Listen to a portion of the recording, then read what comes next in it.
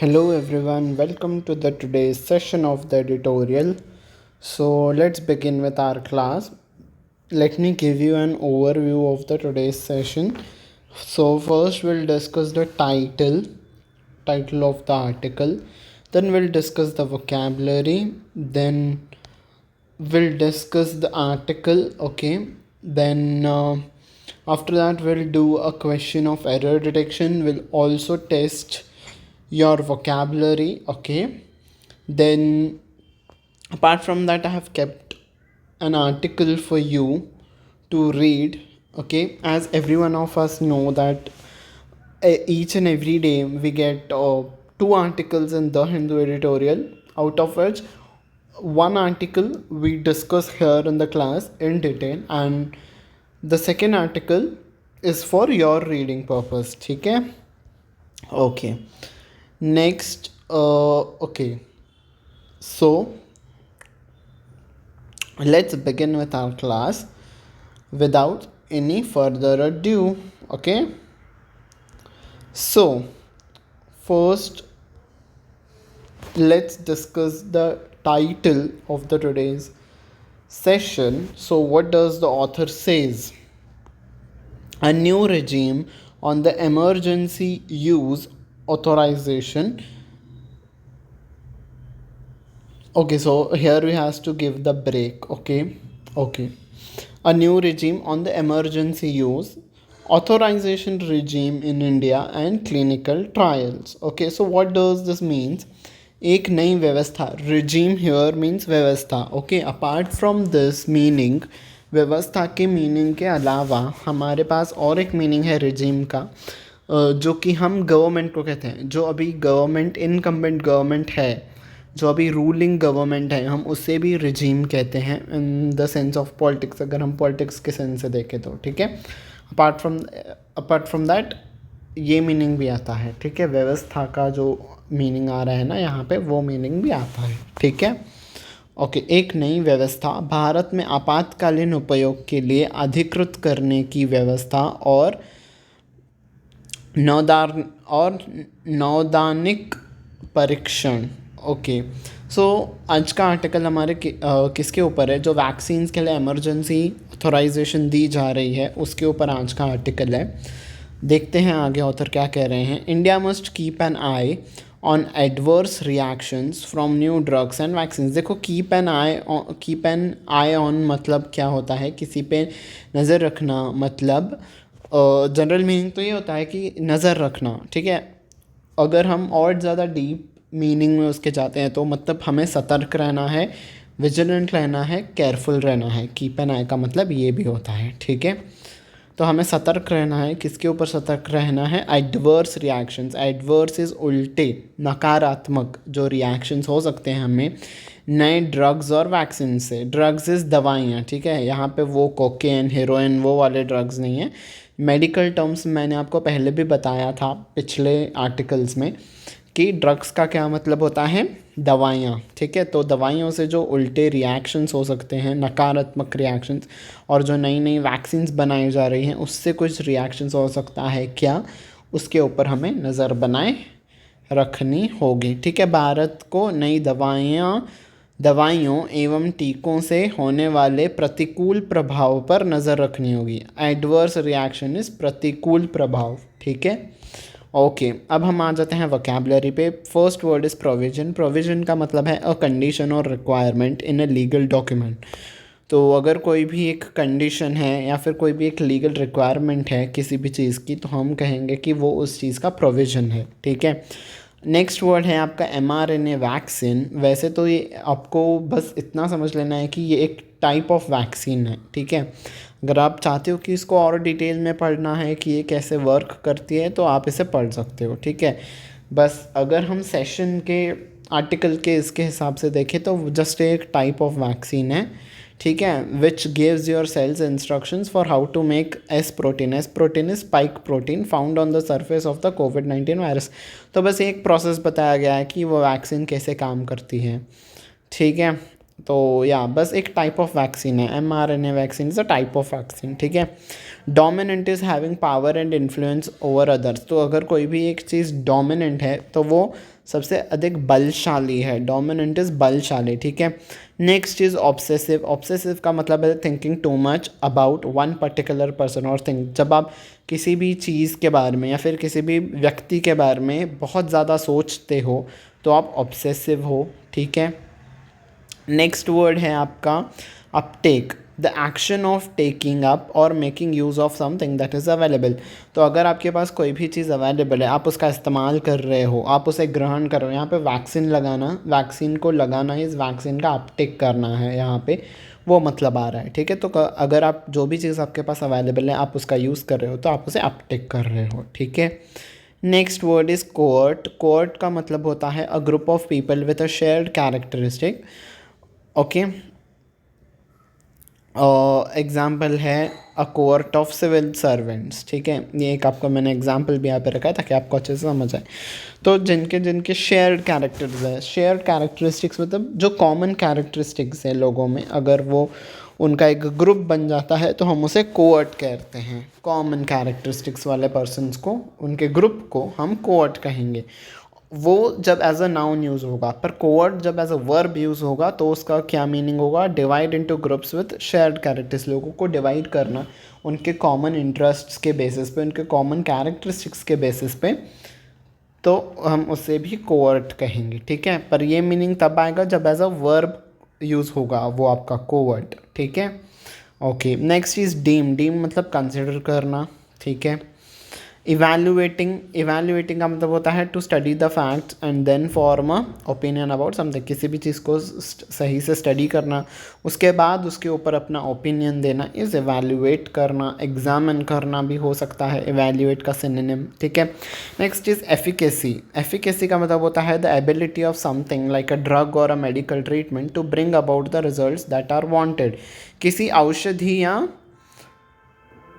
चिकित्सा प्रणाली की प्रभावोत्पादकता, ठीक है, वो कितनी, कोई भी वैक्सीन है या फिर कोई भी दवाई है, वो आपकी वैक्सीन है और दवाई कितनी प्रभावी है, वो आप पे कितने प्रभावी ढंग से काम कर रही है, उससे क्या वो रिजल्ट्स मिल रहे हैं हमें जो हमें चाहिए थे, तो that is called as efficacy, वो कितना एफिशिएंट है, ठीक है।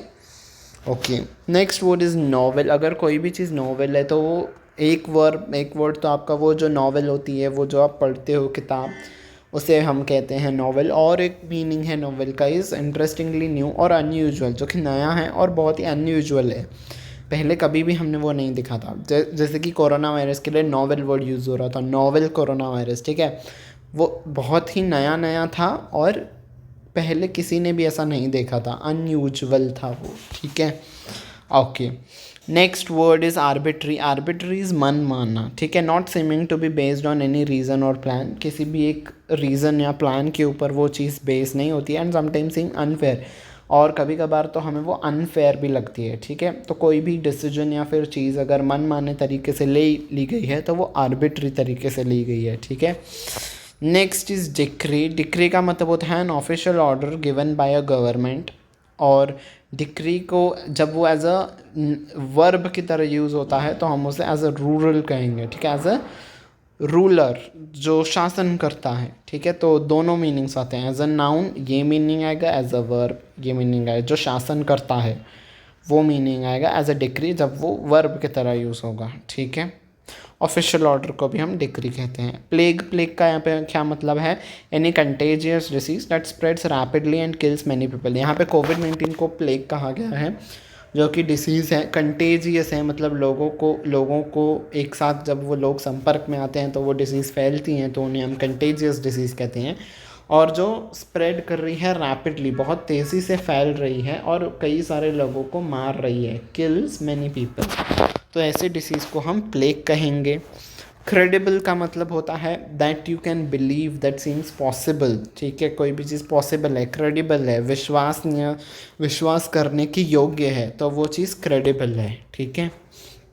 नेक्स्ट इज़ इन्फेंसी, इन्फेंसी का मतलब आप जब कहते हो ना कि इन्फेंट हम कहते हैं, बेबी को इन्फेंट कहते हैं ना हम, जब वो बहुत ही छोटा होता है, तो वैसे ही कोई भी चीज़ अगर इनफैंसी स्टेज पे है तो उसका मतलब होता है the early stage in the development और ग्रोथ ऑफ समथिंग।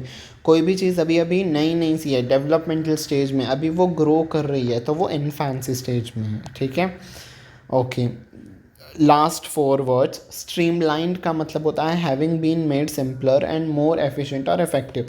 तो कोई भी चीज़ या फिर कोई भी रूल्स अगर स्ट्रीमलाइन कर दिए गए हैं, हम आए दिन सुनते हैं कि रूल्स आर स्ट्रीमलाइंड नाउ, तो उसका मतलब होता है उन्हें और भी सिंपल कर दिया गया है, उन्हें और भी एफिशिएंट कर दिया गया है और भी इफ़ेक्टिव कर दिया गया है। ठीक है, next word is weed out. Weed out करने का मतलब ये आपका एक फ्रेजल वर्ब है।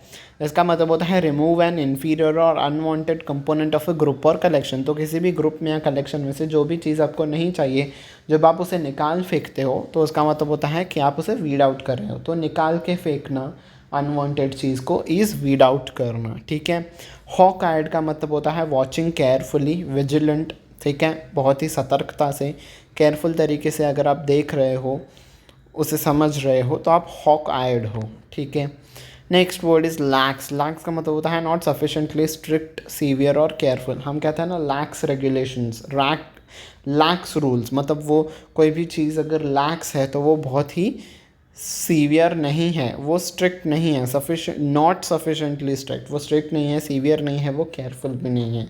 ठीक है, ओके। अब हम आ जाते हैं अपने आर्टिकल पे।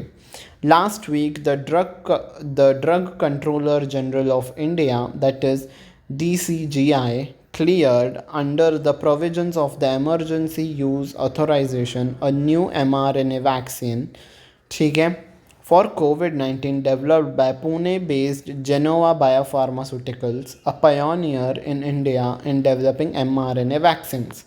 तो क्या कहा जा रहा है, पिछले हफ्ते DCGI ने क्लियर किया, किस बात क्लियर किया, इस यहाँ पे क्लियर करना इस मंजूरी देना। तो किस चीज़ को मंजूरी दी, एक नई वैक्सीन को, नई mRNA वैक्सीन को मंजूरी दी गई जो कि कोविड-19 के लिए इस्तेमाल की जाने वाली है।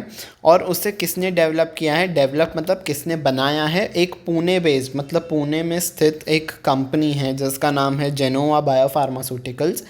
और ये कंपनी पयोनियर है। अगर कोई भी चीज़ एक पयोनियर है मतलब आप उसमें बहुत ही एक्सपर्ट हो, आपने ही उसे एक तरीके से इंट्रोड्यूस किया है। ठीक है, उस चीज़ को, तो ये कंपनी पयोनियर है इंडिया में। किस चीज़ के लिए वो एक्सपर्ट मानी जाती है, इन डेवलपिंग mRNA वैक्सीन्स। तो ये जो टाइप की वैक्सीन है mRNA, मैंने कहा था ना ये एक टाइप ऑफ वैक्सीन है, तो इन वैक्सीन्स को बनाने में ये बहुत ही एक्सपर्ट कंपनी है। इनके द्वारा एक नई वैक्सीन बनाई गई है जिसको DCGI ने मंजूरी दे दी है, क्लियरेंस दे दिया है। ठीक है, अंडर किस प्रोविजंस के, हम कहते हैं ना under the provisions of this law, मतलब किस लॉ के तहत, किन रूल्स एंड रेगुलेशंस के तहत। तो किन रूल्स एंड रेगुलेशंस के तहत इनको दी गई है, इमरजेंसी यूज़ ऑथोराइजेशन। तो हम कहते हैं ना इमरजेंसी यूज़ ऑथोराइजेशन, हम कोविड-19 का जब आर्टिकल्स पढ़ रहे थे तो हम कह रहे थे ना कि इस वैक्सीन को भी इमरजेंसी यूज़ कर लिए ऑथोराइजेशन मिल गया है।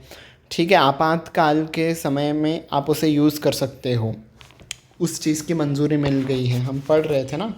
तो वो इमरजेंसी यूज़ ऑथोराइजेशन इस वैक्सीन को भी मिल गया है। ठीक है, the vaccine is meant to be particularly effective against the dominant Omicron variant. तो जो प्रभावी, डोमिनेंट इज़ प्रभावी, जो अभी चल रहा है, तो हम देखा है ना लेटेस्ट वेरिएंट ओमिक्रॉन ही था। तो ये वैक्सीन है ना, किस लिए मेंट टू बी, मतलब किस लिए बनाई गई है, किस वेरिएंट के लिए, जो ओमिक्रॉन वेरिएंट है ना उसके लिए स्पेशली ये बनाई गई है। ठीक है, तो उससे लड़ने में ये मददगार है। With the world health organization having officially declared the end of कोविड-19 पैंडमिक, जैसे कि हम जानते हैं कि WHO ने ऑफिशियली ये डिक्लेयर कर दिया है कि कोविड-19 पैंडमिक का अंत हो गया है। ठीक है, there is no longer obsessive public interest in new variants. Obsessive हमने पढ़ा था ना, बहुत ही ज़्यादा किसी भी चीज़ में अपनी रुचि रखना इज़ ऑब्सेसिव होना उस चीज़ के लिए। तो अब जब WHO ने ये कह दिया है ऑफिशियली कि कोविड-19 अब ख़त्म हो चुका है, तो अब लोगों के बीच में ना पब्लिक इंटरेस्ट में ये इन नए वेरिएंट्स, जो नए वेरिएंट्स आ रहे थे, पहले हमें था ना कि हाँ आज कौन सा नया वेरिएंट आ गया, फिर से कौन सा नया वेरिएंट उभर रहा है। अब लोगों को उस चीज़ में, वो लोग अब ऑब्सेसिव नहीं है, मतलब अब उनके लोगों के मनों में, दिमाग में, मन में, उनके ज़िंदगी में अब वो मैटर ही नहीं करता है कोविड 19। अब उन्हें जानने के लिए कोई भी इच्छुक नहीं है। ठीक है, कोविड 19 के न्यू वेरिएंट्स के बारे में कोई नहीं जानना चाहता है अब। Even less in even less so in newer vaccines. तो पहले था ना कोविड के टाइम पे, हाँ कौन सी नई वैक्सीन आ रही है, फर्स्ट डोज कौन सा आएगा, बूस्टर डोज कौन सा आएगा, तब लोगों के मन में वैक्सीन को लेके रुचि थी, इंटरेस्ट था, अवेयरनेस, उनको अवेयर होना था, उनके लिए नॉलेज रखनी थी। पर अब इवन लेस सो, तो जितना कम इंटरेस्ट न्यू वेरिएंट्स जानने में है लोगों को, उतना ही कम इंटरेस्ट नए वैक्सीन्स कौन से आ रहे हैं वो जानने में भी लोगों को कम ही इंटरेस्ट है। ठीक है, अब लोगों को नहीं चाहिए कि कौन सी वैक्सीन आ रही है, कौन सी नहीं आ रही है, लोग बस भूलना चाहते हैं उसे। Data suggest that the Uptake of booster, Uptake is उसे यूज़ करना, तो डेटा ये दिखाता है कि अगर हम बूस्टर डोज को अपटेक करते हैं, बूस्टर डोज को लगाते हैं, हम वैक्सीन को लगाना, इस वैक्सीन को एडमिनिस्टर करना। ठीक है, तो अगर हम वैक्सीन को एडमिनिस्टर करते हैं, बूस्टर डोज को एडमिनिस्टर करते हैं, और प्रिकॉशनरी डोज, हम बूस्टर डोज को प्रिकॉशनरी डोज भी कह रहे थे। ठीक है, तो अगर उस डोज को हम एडमिनिस्टर करते हैं, of the array of COVID 19 vaccine available in India has been declining for several months. तो ये जो अपटेक ऑफ बूस्टर है ना, लोग जो बूस्टर डोज का जो लगाने का सिलसिला है ना कोविड 19 वैक्सीन्स का, वो अब जो इंडिया में अवेलेबल वैक्सीन्स हैं ना, वो उनका बूस्टर डोज को लगाने का सिलसिला कम हो गया है, हैज़ बीन डिक्लाइनिंग इज़ कम होना, फॉर सेवरल मंथ्स। तो पिछले कई महीनों से अब लोग बूस्टर डोज नहीं लगवा रहे हैं। कितने लोगों ने तो बूस्टर डोज लगवाया ही नहीं है। ठीक है, तो लोग बूस्टर डोज भी नहीं लगवा रहे हैं। देयरफॉर, इसीलिए the significance of the new vaccine, जो न्यू वैक्सीन के जो अब क्लियरेंस मिले हैं उसका ये नाम है। ठीक है, जेम कोवैक OM इस वैक्सीन का नाम है। तो इसीलिए इसकी जो इम्पोर्टेंस है ना, is that it shows that an Indian company has the capability to make an mRNA vaccine. ठीक है, लोग तो भूल चुके हैं, अब लोगों को इंटरेस्ट भी नहीं है बूस्टर डोज लगाने में।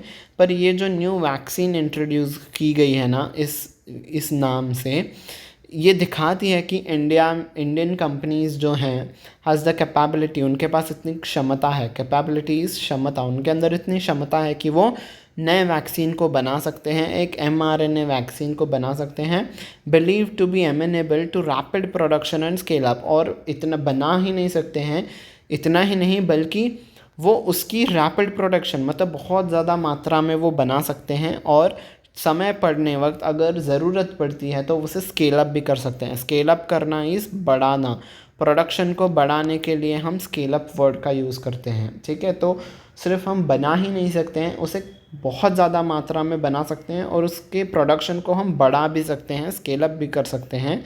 That could be useful against any future virus. तो ये जो चीज़ है ना कि हम किसी भी वैक्सीन को जल्द से जल्द बना सकते हैं और उसकी प्रोडक्शन को भी बढ़ा सकते हैं, ये हमें यूज़फुल होगा कब, अगेंस्ट एनी फ्यूचर वायरस। तो अगर फ्यूचर में कोई नया वायरस आता है तो उस टाइम पे ये जो प्रोडक्शन कैपेसिटी है ना, हमारी जो ये कैपेबिलिटी है ना, ये यूज़फुल हो जाएगी, ये हमें तब काम आएगी। ठीक है, normally vaccines must go through the progressive stages of testing. Normally क्या होता है, अगर कोई भी एक वैक्सीन अगर बनाई जाती हैं तो उसे प्रोग्रेसिव इस मतलब एक के बाद एक स्टेजेस से उसे गुजरना पड़ता है टेस्टिंग के, from petri dishes to animals and expanding cohorts of human test subjects. तो किन किन लोगों से जाता है वो टेस्टिंग का फेज़, एनिमल्स से लेके, पहले एनिमल्स पे टेस्ट किया जाता है, and expanding cohorts is group of people having common characteristics. तो जिनके पास कॉमन कैरेक्टरिस्टिक्स हैं, मतलब एक particular set of group of people की बात की जाती है। पहले एनिमल्स पे किया जाता है वो टेस्ट, फिर एक पर्टिकुलर ग्रुप ऑफ पीपल पे वो टेस्ट किया जाता है वैक्सीन। ठीक है, तो ऐसे कई सारे स्टेजेस से, प्रोग्रेसिव स्टेजेस से होके वैक्सीन पास होती है तो ही उसे क्लियरेंस मिलता है, ठीक है। Doing greater harm than good और being unable to be better than the alternative in any of the stages is a ground for disqualification. तो जो ये स्टेजेस होती हैं वैक्सीन में, अगर उन स्टेजेस में हमें ये पाया जाता है कि वो हार्म कर रही हैं दैन गुड, तो उससे फ़ायदा होने की वजह से हमें और उसके बदले हमें और नुकसान हो रहा है, या ऐसा पाया जाता है कि being unable to be better than the alternative. तो अभी सपोज़ ये जेम हमारा ये जो है वैक्सीन जो है, कौन सी था इसका नाम, जेम कोवैक, ठीक है। अगर हम सपोज़ जेम कोवैक का इस्तेमाल कर रहे हैं और हमें ये पाया जाता है कि जो और एक वैक्सीन है सपोज़ रशिया का स्पुतनिक है, ठीक है, सपोज़ रशिया का स्पुतनिक है, हम इन दोनों को जब कंपेयर करते हैं तो जो स्पुतनिक के रिज़ल्ट्स हैं वो बेटर हैं। अगर हमें ये पाया जाता है कि इसके बदले ये जेमकोवैक की ये अल्टरनेटिव हो गई कि हम इसके बदले ये यूज़ कर सकते हैं, और टेस्टिंग में हमें ये पाया जाता है कि इसकी एफिशिएंसी कम है और इसकी एफिशिएंसी ज़्यादा है, मतलब इससे लोगों को ज़्यादा फ़ायदा हो रहा है, तो जो हम ये दवाई बना रहे हैं, ये वैक्सीन बना रहे हैं, हम इसे वहीं पे डिस्क्वालीफाई कर देंगे, हम इसे वहीं पे रोक देंगे, ठीक है। बिकॉज़ अगर हमें पास कोई एक और ज़्यादा इससे अच्छा ऑप्शन अवेलेबल है तो हम ये क्यों यूज़ करेंगे, ठीक है। तो वहीं यहाँ पे बताया जा रहा है कि अगर कोई अच्छा अल्टरनेटिव मिलता है तो भी हम उसे डिस्क्वालीफाई कर देते हैं। Which is why vaccine development and approvals are a decade long enterprise. तो इसीलिए इतना ज़्यादा टेस्टिंग होता है, फिर दूसरे ऑप्शंस के अल्टरनेटिव्स के साथ कंपेयर किया जाता है, इसीलिए वैक्सीन को अप्रूवल मिलने के लिए ये जो प्रोसेस होता है ये डिकेड्स लॉन्ग होता है। 1 decade is equals to 10 year होता है ना, यहाँ पे डिकेड्स लिखा है, मतलब something into multiple of 10 years लग जाते हैं, ठीक है। मल्टीपल ऑफ 10 ईयर्स लग जाता है किसी एक वैक्सीन को सही से अप्रूवल मिल के पूरी तरीके से यूज़ करने के लिए, ठीक है। Okay, during covid this risk averse strategy was deemed unsuitable for the crisis eight hand, ठीक है। रिस्क अवर्स करना इस टाल देना, तो ये जो रिस्क अवर्स स्ट्रैटेजी है, मतलब ये जो वैक्सीन बनाने की ये जो स्ट्रैटेजी है कि हम इतने सारे स्टेजेस से उस वैक्सीन को टेस्ट करेंगे इन सारे स्टेजेस पे, उसके बाद ही हम उसको अप्रूवल देंगे, तो हमारे लिए बहुत ही सेफ़ ऑप्शन होगा, है ना। कोई भी अगर वैक्सीन अच्छे से टेस्टिंग प्रोसेस से गुजरती है तो वो बहुत ही सेफ़ होती है। तो ये एक रिस्क को टालने की स्ट्रैटेजी है ना, आप जब अच्छे से टेस्ट कर रहे हो तो आप रिस्क को टाल रहे हो। तो ये जो रिस्क अवर्स करने की स्ट्रैटेजी थी, तो ये ना कोविड-19 के टाइम पे ये डीम मतलब कंसिडर, तो कोविड-19 के टाइम पे ये स्ट्रैटेजी को क्या कंसिडर किया, अनसूटेबल, बिकॉज हम उस वक्त इतने ज़्यादा लोग मर रहे थे, ठीक है, इतना ज़्यादा क्राइसिस आ गया था। तो अगर हम इतने सारे स्टेजेस से हम इस वैक्सीन को गुजारते थे तो हमें इनटू मल्टीपल ऑफ 10 ईयर्स लग जाते थे, हम अब तक भी कोविड से जूझते ही रहते हैं, ठीक है, कितने सारे लोगों की मौत हो जाती। तो हमें तभी हमने इसीलिए उसे इमरजेंसी यूज़ के लिए दे दिया, हमने कहा कि इतना ज़्यादा टेस्टिंग नहीं करते हैं, इमरजेंसी यूज़ के लिए उसे अप्रूव कर देते हैं, हम वो आगे पढ़ेंगे, ठीक है। तो ये जो स्ट्रैटेजी थी ना, इतने सारे स्टेजेस से हम गुजारेंगे उसके बाद ही हम उसे अप्रूवल देंगे, वो अनसूटेबल थी। क्राइसिस एट हैंड मतलब अब के जो सिचुएशन पे हमारे पास था, अगर कोई भी चीज़ एट हैंड है तो वो अभी हम उसे फेस कर रहे हैं, हमारे सामने वो आके चीज़ खड़ी हो गई है, वो एट हैंड है। तो हमारे सामने कोविड-19 था, उस समय पे ये वाली जो स्ट्रैटेजी थी ना वो अनसूटेबल थी, because of which drug regulators globally, जो ड्रग रेगुलेटर्स हैं, जैसे हमारे इंडिया में DGCI है, वैसे ही दूसरे कंट्रीज़ के भी जो ड्रग रेगुलेटर्स हैं उन्होंने अलाउ कर दिया वैक्सीन मेकर्स को, क्या अलाउ किया, टू कंबाइन मल्टीपल स्टेजेस, ठीक है। सपोज देर आर 1 2 3 4 5 स्टेजेस हैं फॉर एग्जांपल, तो उन्होंने कहा कि आप 1 और 2 एक साथ ही कर दो, 3 4 5 एक साथ कर दो, ठीक है।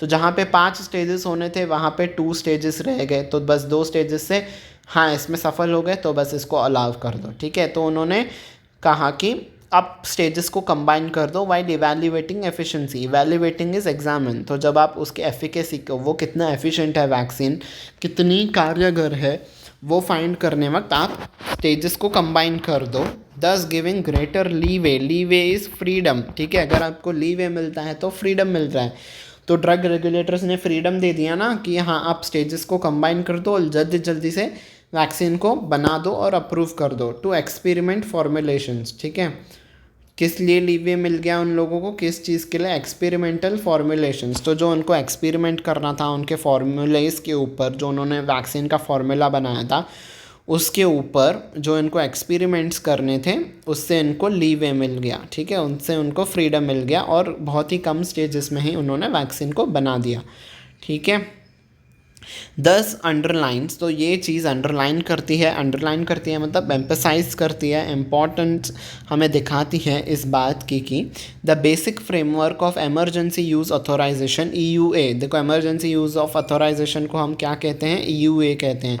तो ये जो EUA का फ्रेमवर्क है अडॉप्टेड, जो कि अडॉप्ट किया था रेगुलेटर्स ने ग्लोबली, तो ये दिखाता है कि कितना इम्पोर्टेंट था उस वक्त इन ग्लोबल रेगुलेटर्स के लिए इस EUA को अपनाना। ठीक है, अगर तभी बस टेस्टिंग में ही रह जाते थे तो हम अब तक भी सिर्फ टेस्टिंग ही करते रहते थे, वैक्सीन नहीं आती थी।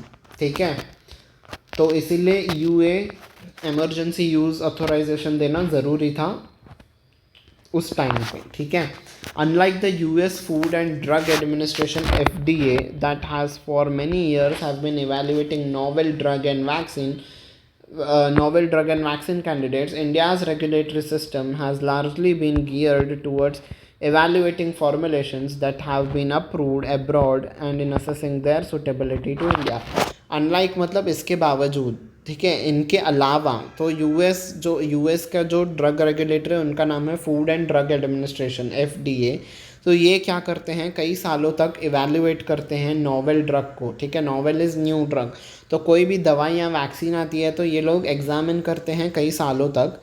ठीक है, पर इंडिया क्या करता है, अनलाइक इसको छोड़ के इंडिया क्या करता है, इंडिया का जो रेगुलेटरी सिस्टम है वो किस लिए अब तैयार है, हैज़ बिन गियर्ड अप, मतलब तैयार है वो, गियर्ड अप करना होना इस तैयार रहना, किस चीज़ के लिए वो तैयार है, टूवर्ड्स इवैल्यूएटिंग, इवैल्यूएट का मतलब मैंने बता दिया था, एग्जामिन करना। तो किस चीज़ को एग्जामिन करने के लिए तैयार है, formulations that have been approved abroad and in assessing their suitability to India.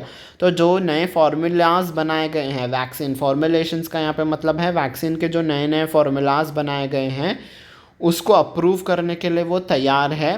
ठीक है, जो अब्रॉड मतलब जो दूसरे देशों में फॉर्मूलाज बनाए गए हैं, एंड इन असेसिंग, और किस चीज़ के लिए वो तैयार है, in assessing their suitability to India. Assess करना इज एग्जामिन करना, एक तरीके से वो कितने सूटेबल है इंडिया के लिए और इंडिया के लोगों के लिए। ठीक है, तो इन दोनों चीज़ों के लिए इंडिया का जो रेगुलेटरी सिस्टम है वो गियर्ड अप है, पर यूएस का जो ड्रग रेगुलेटरी सिस्टम है वो एक एक चीज़, एक एक नई नोवेल ड्रग को, नई दवाइयों और वैक्सीन को कई सालों तक इवैल्यूएट करने में लगा रहता है। वहीं इंडिया का जो रेगुलेटरी सिस्टम है जल्दी जल्दी करके वो वैक्सीन्स को अप्रूव कर देता है, ऐसा ऑथर कह रहे हैं। ठीक है, mistrust, arbitrary decree and lax regulations have historically plagued clinical trials in India। ठीक है, तो देखो ये लैक्स रेगुलेशंस के लिए हैव लिखा है यहाँ पर। ठीक है, आपका हेल्पिंग वर्ब प्लूरल आएगा बिकॉज आपका सब्जेक्ट भी प्लूरल है।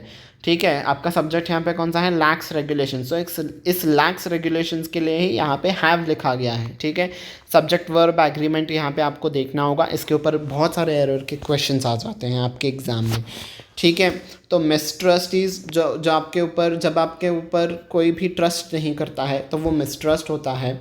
और आर्बिट्री डिक्री, आर्बिट्री इज़ मन माना, डिक्री इज़ ऑर्डर। तो जब आप मन माने तरीके से बिना किसी लॉजिकल सेंस के आप रूल्स को अलाउ कर देते हो। और लैक्स रेगुलेशंस, लैक्स इज़ जो कि बहुत स्ट्रिक्ट नहीं है। ठीक है, जो कि बहुत ही फ्री रेगुलेशंस हैं। ठीक है, तो इन सब चीज़ों के चलते हुए क्या हो गया है, historically plagued clinical trials in India. Plague मतलब फैल गया है, क्या चीज़ फैल गई है, क्लिनिकल ट्रायल्स इन इंडिया। तो जब बहुत सारा स्ट्रिक्ट रेगुलेशंस नहीं है और मन माने तरीके से ऑर्डर्स दे दिए जाते हैं कि हाँ चलो आप कर दो, ठीक है, आपने इतना ही, आपने सिर्फ 2 स्टेजेस की ही टेस्टिंग की है, ठीक है हम आपको क्लियरेंस दे देते हैं। तो जब ऐसे सब चीज़ें होती हैं ना, तो इन दोनों चीज़ों की वजह से इंडिया में क्या हो चुका है, प्लेग हो चुका है, मतलब फैल चुके हैं क्लिनिकल ट्रायल्स। मतलब हर आए दिन किसी नई वैक्सीन का ट्रायल होता है, किसी न किसी नए ड्रग का ट्रायल होता है, ठीक है। इतना ज़्यादा फ्रीडम दे दिया गया है इंडिया में।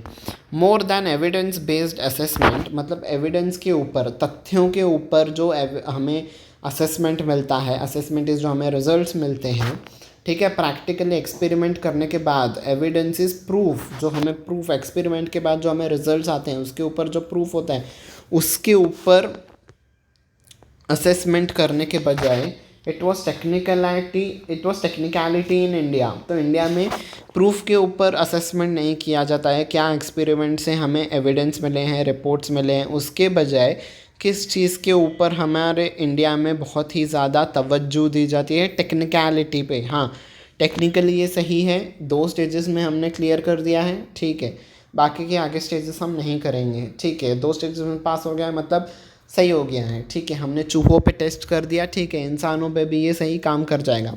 ऐसे टेक्निकलिटी, ठीक है, मतलब इतना ज़्यादा अश्योरिटी नहीं रहती है, पूरे के पूरे प्रूफ जो कि सारे के सारे स्टेप्स होते हैं वो फॉलो नहीं किए जा रहे हैं इंडिया में, ठीक है। एविडेंस के ऊपर असेसमेंट करने के बजाय टेक्निकलिटीज़ के ऊपर ही इंडिया में new drugs and clinical trials को अलाउ किया जाता है, दैट अलाउड। तो और इसी के चलते हुए EUA सिस्टम भी अलाउ किया गया इंडिया में फॉर कोविड-19 वैक्सीन।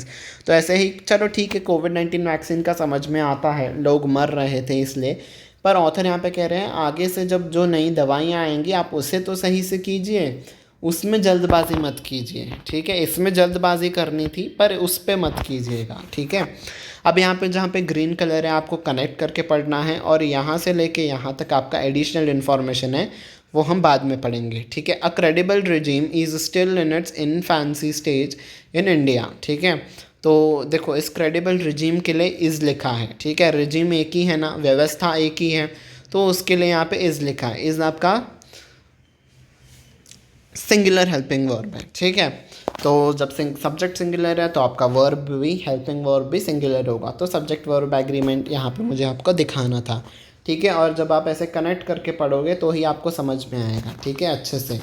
तो ये जो रिजीम है ना, ये जो नई व्यवस्था है इंडिया में, ये इन इट्स इनफैंसी स्टेज पे है, मतलब अभी भी डेवलपमेंट स्टेज पे है, ठीक है। ये जो अप्रूव करने की व्यवस्था है वैक्सीन्स को, ये अभी भी डेवलपमेंटल स्टेज पे है इंडिया में, ठीक है। A credible regime of faced clinical trials and independent regulation of new drugs. कौन सी व्यवस्था अभी भी डेवलपमेंट स्टेज में है? फेस्ड क्लिनिकल ट्रायल्स, फेजेस हम कहते हैं ना, first phase of trial, second phase of trial, third phase of trial. तो जो फेजेस हैं, ऐसी व्यवस्था जिसमें कई सारे फेजेस हैं, ऐसी व्यवस्था जिसमें कई सारे क्लिनिकल ट्रायल्स हैं और जिस पे इंडिपेंडेंट रेगुलेशन है, ठीक है, मतलब कोई भी दबाव में आके दवाइयों को अप्रूव नहीं करना। तो ये जो सारी चीज़ें हैं ना, दबाव में ना आके अप्रूव करना, क्लिनिकल ट्रायल सही से करके, फेज ट्रायल्स करके, first phase, second phase, third phase, ऐसे तीनों ट्रायल्स, मतलब एग्जाम्पल मैं दे रहा हूँ, तो सारे के सारे ट्रायल्स को ख़त्म करके अच्छे से वैक्सीन्स को अप्रूव करना, ये जो व्यवस्था है ना, ये अभी भी इनफैंसी स्टेज में, ये अभी भी डेवलपमेंट स्टेज पे है इंडिया में। इंडिया में इतना ज़्यादा प्रोसीजर फॉलो नहीं किया जाता है, बस ऊपर से 1 या फिर 2 प्रोसीजर को फॉलो कर दिया जाता है, फिर उसे अप्रूवल दे दिया जाता है, ठीक है, आप इसे यूज़ कर सकते हो, ठीक है। इंडिया में ऐसा चलता है। पर ये जो क्लिनिकल ट्रायल्स का फेज़ वाइज ट्रायल करना, क्लिनिकल ट्रायल्स करना, ये अभी भी इनफैंसी स्टेज पे है, ये अभी भी इंडिया में डेवलपमेंटल स्टेज में, इतना ज़्यादा ये फॉलो नहीं किया जाता है इंडिया में, ठीक है। द FDA इज़ US का जो ड्रग रेगुलेटर था, ठीक है। तो FDA स्टिल ऑथोराइजेज अपडेटेड कोविड-19 vaccine under emergency use provisions. FDA भी करता है, ऑथोराइज करता है कोविड-19 वैक्सीन को, किस लिए? Because while the pandemic is over, कोविड-19 is not, and thousands continue to die globally. तो FDA भी इसलिए अभी भी अप्रूव कर रहा है क्योंकि, तो ठीक है, कोविड-19 तो ख़त्म, because while the pandemic is over, pandemic ख़त्म हो चुका है, महामारी ख़त्म हो चुकी है, लेकिन कोविड-19 का जो वायरस है ना, ये वायरस पूरी तरीके से अभी भी ख़त्म नहीं हुआ है, and thousands continue to die globally, और हज़ारों लोग अभी भी मर रहे हैं ग्लोबली, पूरे वर्ल्ड की, जब हम पूरे वर्ल्ड को हम कंसिडर करते हैं तो अभी भी लोग मर रहे हैं, ठीक है, पूरी तरीके से आपका ख़त्म नहीं हुआ है। कोविड-19 का जो कोरोना वायरस था वो ख़त्म नहीं हुआ है, पैंडमिक ख़त्म हुआ है पर वायरस ख़त्म नहीं हुआ है, ठीक है। This alone however can not be the basis for continuing with EUA regime in India. तो यही एक कारण कि हाँ अभी भी कोविड-19 वायरस तो है, वो ख़त्म नहीं हुआ है, ये एक रीज़न नहीं बन सकता है। Can not be the basis मतलब उसका रीज़न नहीं बन सकता है कि हाँ अभी भी हम कंटिन्यू करें with EUA is emergency use authorization regime in India. तो EUA का जो व्यवस्था है ना कि हम कम ट्रायल्स करते हैं, 1-2 ट्रायल्स ही कर देते हैं, उसके बाद जल्दी जल्दी से हम उसे अप्रूव कर देते हैं, तो ये ना उस चीज़ का रीज़न नहीं बन सकता कि हाँ अभी भी वायरस है तो हम इसीलिए जल्दबाजी कर रहे हैं, जल्दी जल्दी करके हम अप्रूव कर रहे हैं। नहीं, ये उसका रीज़न नहीं बनना चाहिए। हमें शांति से जो जितने भी सारे फेजेस होते हैं सही से उसको करके ही हमें अप्रूव देना चाहिए, ऐसा ऑथर कह रहे हैं, ठीक है। While the flexibility to accelerate should always be present. ठीक है, हमें फ्लेक्सिबल होना चाहिए कि जब जब ज़रूरत पड़ेगी हमें अपने प्रोडक्शन को एक्सेलरेट करना होगा, हमें अपने प्रोसेस को फास्ट करना होगा, वो हमेशा रहना चाहिए कि हमें तत्परता रखनी चाहिए। पर India must specify a streamlined is simple regulatory process, और इंडिया को सही से अच्छे से streamlined is simple effective and efficient process specify करना चाहिए। ऐसा प्रोसेस, एक सिंपल प्रोसेस जो वीड आउट करता हो, जो निकाल फेंकता हो नॉन इसेंशियल स्टेप्स को, जो ज़रूरी स्टेप्स नहीं हैं उसे वो निकाल फेंकता हो। एक ऐसा सिस्टम इंडिया को बनाना चाहिए, बट इज़ हॉकाइड, ठीक है।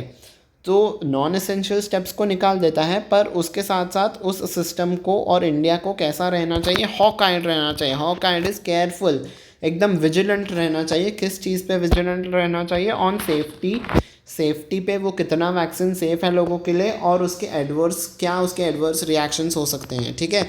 एडवर्स इज़ प्रतिकूल, अपोजिट, क्या उसके हानिकारक रिएक्शंस हो सकते हैं from new drugs and vaccine. तो नए ड्रग्स और वैक्सीन से क्या रिएक्शंस हो सकते हैं, उस पर हॉक आइड रहना चाहिए, उस पर विजिलेंट और उस पर केयरफुल रहना चाहिए, ठीक है। तो इन शॉर्ट ऑथर कह रहे हैं कि एक ऐसा सिस्टम बनाओ जिसमें नॉन एसेंशियल स्टेप्स निकाल फेंकें, पर इसका ये मतलब नहीं है आप स्टेप्स को निकाल फेंक रहे हो तो आप सेफ्टी के ऊपर ध्यान नहीं दोगे, नहीं। नॉन एसेंशियल स्टेप्स को निकाल के फेंको, सेफ्टी के ऊपर ध्यान दो, और इस चीज़ पे भी ध्यान दो कि उसके रिएक्शंस तो नहीं हो रहे हैं, प्रतिकूल रिएक्शंस ना हो, इस चीज़ पे भी आपको ध्यान देना होगा, ठीक है। सो अगर हम टोन की बात करें तो cautionary is the tone of today's article. Author हमें कॉशन कर रहे हैं कि ड्रग रेगुलेटर को भी कॉशन कर रहे हैं कि जो नए वैक्सीन्स बना रहे हो उसे अच्छे से क्लिनिकली ट्रायल कीजिए, फेज ट्रायल्स कीजिए, उसके बाद ही उसे अप्रूव कीजिए, ठीक है। So cautionary is the tone of today's article. अब हम करते हैं एक एरर डिटेक्शन का क्वेश्चन। तो आपका एक सेंटेंस है जो कि 5 पार्ट्स में डिवाइड किया गया है, आपको मुझे बताना है कि किस पार्ट में है एरर, ठीक है। Mistrust, arbitrary decree and tax regulations have historically plagued clinical trials in India, ठीक है। तो आपका मुझे ऑप्शन ई नो एरर करके रखना था, ठीक है। नो एरर मुझे रखना था ऑप्शन ई। तो सो आपका ऑप्शन करेक्ट आंसर है इज़ नो एरर। इस सेंटेंस में कोई भी एरर नहीं है। अगर एग्जामिनर चाहता तो वहाँ पे आपको एक एरर क्रिएट करके देता, यहाँ पे हैव के जगह हैज़ लगा के देता, ठीक है। इन lax regulations have historically plagued clinical trials, और आप सही कर देते थे। क्या आप सही कर नहीं ना? देखो रेगुलेशंस यहाँ पे एस लिखा है ना, तो कई सारे रेगुलेशंस हैं, तो उसके लिए हैव सही है, ठीक है। कई सारे रेगुलेशंस हैं तो मतलब प्लूरल है, आपका सब्जेक्ट प्लूरल है, तो आपका हेल्पिंग वर्ब भी यहाँ पे प्लूरल लगेगा। हैव आपका प्लूरल हेल्पिंग वर्ब है, जहाँ की हैज़ आपका सिंगुलर आपका हेल्पिंग वर्ब होता है, ठीक है। ये आपका सिंगुलर हेल्पिंग वर्ब है, ठीक है। तो यस, आपका आंसर है नो एरर। अब हम आते हैं आपके वोकैबुलरी टेस्ट पे। इन सारे वर्ड्स का मीनिंग मुझे आपको बताना होगा, ठीक है। ये सारे वर्ड्स हमने डिस्कस किए थे। लैक्स इज़ जो कि बहुत स्ट्रिक्ट नहीं है, वीड आउट इज़ निकाल फेंकना, हॉक आइड इज़ केयरफुल रहना, विजिलेंट रहना, प्रोविजन इज़ एक जो आपने रूल या रेगुलेशन बनाया है, अपटेक इज़ उसका यूज़ करना, डीम इज़ कंसिडर करना, आर्बिट्ररी इज़ मनमाने तरीके से, ठीक है। तो इन सारे वर्ड्स का मीनिंग आप मुझे कमेंट सेक्शन में लिख के बता सकते हो। ये रहा आपका सेकेंड आर्टिकल, आप इसे पढ़ सकते हो, ठीक है, और अच्छे से पढ़ लेना, अच्छे से समझ लेना, ठीक है। दिस विल हेल्प यू, आपका रीडिंग इससे इम्प्रूव होगा, जनरल नॉलेज भी आपका इंक्रीज़ होगा, ठीक है। So thank you very much कि आप मेरे साथ यहाँ तक बने रहे, पेशेंस के साथ आपने मुझे सुना समझा, ठीक है। सो अगर आपको ये सेशन अच्छा लगा हो तो इस वीडियो के लाइक बटन को प्रेस कर दीजिएगा, कमेंट सेक्शन में बताइएगा कि आपको ये सेशन कैसा लगा, और अपने फ्रेंड्स के साथ भी शेयर करना ना भूलिएगा, ठीक है। इनफैक्ट आप फैमिली मेम्बर्स के साथ भी शेयर कर सकते हो, ये टॉपिक सभी के लिए हेल्पफुल है, ठीक है। और सब्सक्राइब बटन को भी प्रेस कर देना, उसके बाद उसके सब्सक्राइब बटन के पास ही आपका बेल आइकन रहता है, उसे भी प्रेस कर दीजिएगा ताकि सारे नोटिफिकेशंस आपको टाइम टू टाइम मिलते रहें, ठीक है। Now will wind up the session, until we meet next time, bye bye everyone and take care.